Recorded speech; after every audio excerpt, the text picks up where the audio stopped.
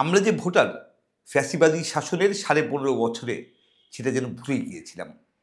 বিনা vote, মধ্যরাতের vote আর আমিদামি ভোটের দেশে আমাদের মতো সাধারণ মানুষের ভোটাধিকার বলে কোনো কিছুর অস্তিত্বই ছিল না।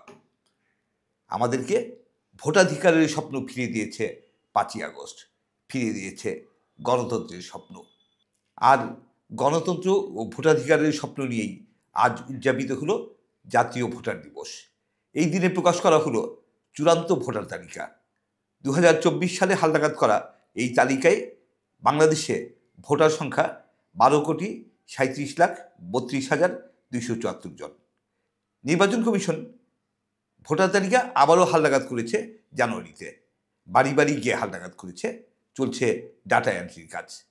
আগামী 30 জুনের মধ্যে আবারও চূড়ান্ত ভোটার তালিকা প্রকাশ করা হবে। আজ জাতীয় ভোটার দিবসে প্রধান নির্বাচন commissioner M Nasir Uddin vote সন্ত্রাস থেকে বিরত থাকার জন্য সবাইকে আহ্বান জানিয়েছেন। তিনি বলেছেন, ভোট সন্ত্রাস করলে নিজের বা দলের কারো জন্যই আখেরে ভালো হয় না। নির্বাচন কমিশন এর আগেও বারবার জানিয়েছে, ডিসেম্বরে জাতীয় সংসদ নির্বাচন হবে, এটা ধরে নিয়েই তারা তাদের প্রস্তুতি এগিয়ে নিচ্ছেন।